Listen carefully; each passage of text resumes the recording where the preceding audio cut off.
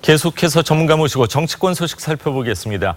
이지수 법과 경영문제연구소장, 김광덕 전 한국일보 정치부장, 소정섭 시사저널 전 편집국장 나와 계십니다.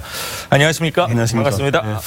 자, 민주당 전당대회 토요일입니다. 이틀 앞으로 다가왔는데 후보들 간에 좀 심한 거 아닌가 싶을 정도로 좀 네거티브라고 해야 될까요? 진흙탕 싸움 벌어지고 있는 이런 상황이네요. 그래서 이번 주 들어서면서부터 특히 그런 이제 분석들이 많이 있죠? 나오고 있습니다. 20일부터 이제 권리당원 투표가 시작이 됐거든요. 그래서 어제 끝났는데 이번 전당대회에서 40%의 비율을 차지합니다. 그런데 20일 날 그날 오전부터 SNS 상에 이해찬 후보와 관련된 이른바 건강 이상설을 의혹 제기하는 이해찬 동영상이 막 광범위하게 유포가 됐거든요. 그러면서 이제 무슨 거죠? 그렇습니다. 논란이 이제 뜨거워지기 시작을 했는데 그러다 보니까 송영길 후보와 김진표 후보 간에는 서로 이 동영상을 상대 후보가 유포를 했다. 이렇게 이제 공방이 먼저 벌어졌고요. 그리고 이제 여론조사와 관련해서도 서로 내가 1등 여론조사가 나왔다. 이것을 이제 경쟁적으로 얘기를 하면서 그와 관련된 또 신뢰성 문제가 제기가 되기도 했습니다. 송영길 후보 측에서 당원 조사에서 1위를 했다라는 여론조사 결과를 발표를 하자 이해찬 후보와 김진표 후보 측에서 그 조사는 엉터리 조사다. 이렇게 또 반박을 했고요. 이 후보 측에서는 그 여론조사 결과를 소개한 방송사에 또 항의를 하기도 하는 그런 일도 있었습니다. 또 당의 이른바 대변인과 부대변인이 너무 선거 관련해서 특정 후보를 좀 돕는 것 아니냐 이런 논란도 좀 벌어졌습니다. 특히 김진표 후보 같은 경우는 당 부대변인이 선거 중립을 어기고 이해찬 후보를 도왔다라고 하면서 당 선관위에 문제 제기를 하기도 했고요. 또 특정한 라디오 프로그램에서 김진표 후보만 빼고 왜 나머지 두 후보만 인터뷰했느냐 이렇게 또 항의도 하는 이런 일들도 벌어졌어요. 지지자들이 항의를 굉장히 많이 했습니다. 이런 가운데 오늘 마지막으로 이제 오늘 오후 2시에 지상파 방송 3사가 공동 주최하는 후보 3명의 토론회가 열립니다. 네, 신경전이 지금 과열됐다. 불이 붙었습니다. 자, 이런 가운데 송영길 후보는요, 연일 이해찬 후보의 나이를 그러니까 나이뿐만이 아니라 나이는 사실 김진표 후보가 더 많은데도 불구하고 이해찬 후보의 나이를 집중적으로 공격하고 있는데 발언 한번 직접 들어보시죠. 이해찬 후보님은 이미 다 전성기가 지났어요. 말씀드린 대로 지금 손흥민이 뛰고 있는데 이천수, 박지성, 차범근이 데려올 수 없잖아요. 좀 손흥민 뛰게 해야죠. 자, 이천수, 박지성, 차범근 이 세 분이 이 얘기를 들었을 때 기분이 좋아야 할지 나빠야 할지 좀 그런데 자, 이렇게 네거티브전 격화되면서 전당대회 컨벤션 효과, 전당대회를 앞두고 당 지지율이 좀 오르는 게 통상적인데 그렇습니다. 지금 오히려 조금씩 떨어지고 아주 있는데 아주 특이한 경우 아닌가요? 그렇습니다. 지금 예년 같은 경우 이제 전당대회가 있다면은 이제 그것이 이제 홍보 효과가 돼가지고 이제 지지율을 올리는 어떤 그런 원인이 됐었는데 이번 같은 경우에는 대통령 지지율이 떨어짐과 동시에 거의 맞물려서 지금 당 지지율도 내려가고 있고 이래서 아마 당에서도 이거에 대한 고민을 하고 있는 걸로 압니다. 근데 앞서 말씀하신 것처럼 이제 막파제 이르면서 서로 간에 이제 어떤 어느 정도의 공방을 하고 있는 상황이긴 합니다만은. 예전에 전당대회에 비했었을 때 요번이 심했느냐 사람마다 좀 다른 견해를 볼 수 있습니다만은 제가 보기에는 그렇게 심한 경우 같지는 않습니다. 다만 이제 마지막 일주일을 남겨놓고 이제 그 순위가 뒤바뀌는 여론조사들이 나오면서 조금 이제 불꽃 튀는 어떤 그런 이제 공방들이 오고 가고 있는 정도라고 생각을 하는데요. 지금 민주당으로서는 이 지지율이 내려간다라고 하는 것은 지금까지의 현실을 보여주는 측면이라고 생각을 합니다. 민주당이 잘해서라기보다는 어떻게 보면은 대통령의 지지율의 편승에 갔다. 그런데 대통령의 지지율이 빠지다 보니까 민주당 역시 빠질 수밖에 없고 지금 전당대회를 앞두고 있음에도 불구하고 이것이 전혀 반영되고 있지 않다. 다시 말씀드리면은 만약에 과거에 당대표를 했던 분들이 또 다시 이제 당의 어떤 지도부를 맡게 된다면은 이 추세가 계속될 가능성이 크다라고 보고 혹시라도 무슨 어떤 변화가 있다면은 국민들이 다시 한번 새로운 시각을 가지고 좀 볼 기회가 되지 않을까라는 생각을 조심스럽게 해봅니다. 간단히 보충 설명을 하면요.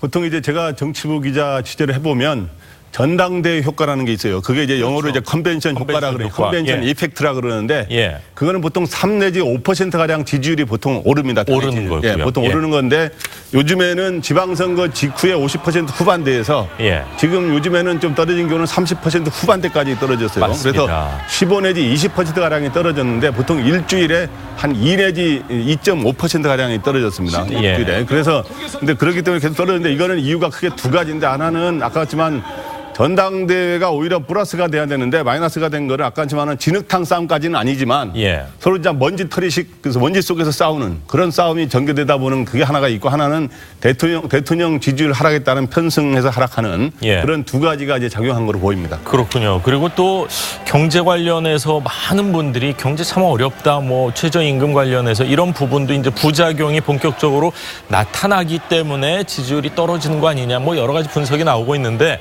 자, 문 대통령이 과연 전당대회에 참석할 것인가? 역대 대통령들 가운데 전당대회에 참석했던 경우도 굉장히 많았던 걸로 기억이 들거든요. 전당대회에 이 참여해서 뭐 당과 청와대 이 한몸이 돼서 열심히 하겠다. 굳이 나쁘게 볼 만한 이유는 없을 것 같다는 생각도 드는데 두 분은 어떻게 보시는지요? 그렇습니다. 뭐 대통령 역시 당원이고 예. 그렇기 때문에 당의 가장 큰 행사라고 하는 곳에 와서 자기 어떤 지지자들에게 입장과 지금의 어떤 상황을 이야기하고 싶고 또 거기서 지지를 받고 싶어하는 그런 아마 이유가 있을 거라고 생각을 합니다. 그리고 이제 어제 몇몇 언론 보도에서 대통령이 전당대회 25일 날 있을 전당대회에 참석할 가능성이 높다라는 보도가 있었습니다만은 제가 개인적으로 알아본 결과는 뭐 아직 확인을 안 해주고 있습니다. 여러 이유가 있겠죠. 뭐 경호상의 문제. 그래서 하지만 저도 개인적으로는 아마 참석할 가능성은 충분히 있다라고 보고 있고요. 예. 오셔서 아마 지금 어떤 난국 내지는 뭐 경제 현안 이런 문제들도 충분히 이야기하실 수 있을 것 같고 당의 이제 큰 축제 또 하나 아니겠습니까? 당 전당대회라는 그렇죠. 것이. 그러다 보면은 당원들과 아마 대통령이 되신 이후 처음 어떤 만남 이런 의미로서 참석할 가능성은 높다라고 보고 있습니다. 예, 어떻게 보세요? 저도 일단 결론부터 이야기하면 참석할 가능성이 굉장히 높다고 보고요. 예. 그리고 이제 과거에 보면 당 총재, 대통령이 당 총재를 맡던 시절에 항상 참석을 했어요. 맞습니다. 근데 지금은 예. 이제 1호 당원 이제 소위 그런 체제가 됐는데 그 1호 당원 체제가 된 이후의 역대 대통령 사례를 보면은 이명박 전 대통령 같은 경우는 한 차례 참석을 하고 한 차례는 불참했어요. 예. 그리고 박근혜 대통령은 2번 다 참석을 했어요. 그런 거를 볼 때 이번에 참석을 해가지고 여러 가지 지금 민심이라든가 이게 지지율의 변화가 있는 상황 속에서 자기 당원과 지지층들의 어떤 결집을 호소하는 메시지를 던질 가능성이 높다. 저는 이렇게 봅니다. 예, 그렇군요. 자, 이틀 있으면은 이제 결론이 됩니다. 과연 당 대표 누가 되고 당 대표가 됐을 때 또 당을 뭐 잘 추스려야 되는 그런 임무까지 갖게 되지 않나 이런 생각인데 누가 되는지 지켜보도록 하겠습니다. 자, 다음 이야기를 좀 하겠습니다. 6.13 지방선거 패배 이후요 정계를 잠시 떠나 있겠다, 독일로 가겠다던 안철수 전 대표의 모습이요 마포에서 포착이 됐습니다. 먼저 영상 보시죠. 오늘날 대한민국이 당면한 시대적 난제를 독일에서부터 해결의 실마리를 얻고자 합니다. 대표님 빨리 들어오십시오. 아 대표님 뭐 죄 지으신 게 아니잖아요. 아이 제가 반갑고 아니 예, 열심히 기자가 따라가면서 대표님 죄 지으신 거 아니잖아요.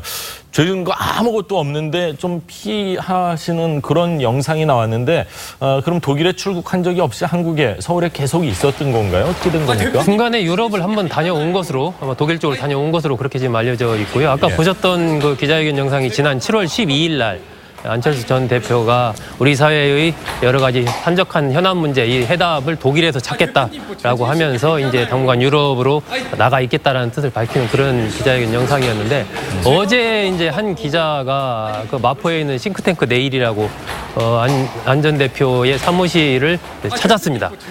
그 사무실에서 안 전 대표가 정치권 인사들을 좀 만나고 있다. 뭐 이런 얘기를 듣고 아마 확인차 좀 찾아갔던 것 같은데 예. 갔는데 안 전 대표를 정말 우연하게 딱 마주친 거예요, 거기서. 그러니까 안 전 대표가 좀 당황해하면서 예. 계단을 막 2개, 3개씩 건너뛰기도 하고 이렇게 나가는 그런 모습이 공개가 되면서 이제 지금 바른미래당 전당대회가 9월 2일입니다. 그렇죠. 그러다 얼마 보니까 남았습니다. 예, 예. 마쿠에서 뭐 안 전 대표가 여러 가지 역할을 하는 것 아니냐 이런 이제 관측이 좀 불거졌는데 예. 그런 부분에 대해서 바른미래당 김철근 대변인은 도망간 게 아니고 이건 전당대회가 이 목전에 있기 때문에 그런 예. 부분에 안 전 대표가 개입한 접촉한다, 뭐 이런 불필요한 어떤 의혹을 피하기 위해서 언론 접촉을 피하고 있는 중이다 이렇게 설명을 했고 이준석 이번 당대표 후보 출마했죠. 당대표 후보 같은 경우는 안철수 전 대표가 무슨 뭐 엄청나게 음험한 어떤 계략을 꾸미는 그런 사람은 아니다라고 그냥 하나의 해프닝 정도로 이렇게 얘기를 했는데 안 전 대표는 일단 장기 체류 비자가 독일 장기 체류 비자가 다음 주에 나온다고 합니다. 다음 주에요. 예. 그래서 그동안에는 아마 이런 것들을 준비하느라고 국내에 있었던 것으로 보이고요. 장기 체류 비자가 나오면 다음 주 정도에는 뭐 독일로 출국하지 않을까 지금 그런 전망이 나옵니다. 그렇군요. 네, 아까 간단히 정치인이- 덧붙이자면 예. 아까 이준석 그 당대표 후보가 음험한 뭐 계획을 안철수 대표는 이런 상황에서 음한 계략을 꾸미는 분이 아니다라고 한 말이 예. 변호하기 위해서 한 말이라기보다는 제가 이 맥락을 읽어보니까 예. 조금 페이스북에 썼는데 조금 오히려 역설적으로 약간 역설적으로. 비판하는 내용이 담긴 듯한 거로 해석이 됩니다. 그러니까 지난번에 지방선거 때 그때 총선 공천을 보선에 받을 때 좀 문제가 있어서 있었죠? 공천 예. 과정에서 일종의 차분히 있었습니다. 안철수의 국민의당 계열하고 이제 논란이 좀 있지 않았습니까? 예. 그런 거에 대한 좀 불만이 좀 반영된 게 아닌가 이런 생각이 듭니다. 그렇군요. 정치인이 기자를 피해서 저렇게 가는 모습은 사실 거의 본 기억이 없었던 것 같고 무슨 예를 들어서 기소가 됐다거나 뭐 1심에서 무슨 문제가 생겼을 때는 많이 봤었지만 큰 문제가 없는데도 불구하고 저렇게 피하는 모습은 처음 보는 거 아닌가 이런 생각도 듭니다. 자, 지금 말씀하신 것처럼 바른미래당 전당대회 다음 달 2일입니다. 이 시점에서 안철수 대표의 모습이 목격됐는데 그것도 조금은 피하는 듯한 달려가는 계단을 빠른 걸음으로 정치권에서도 뭐 다양한 해석이 나오고 있습니다. 정도원 전 의원과 민주당의 강석훈 의원의 얘기 직접 한번 들어보시죠.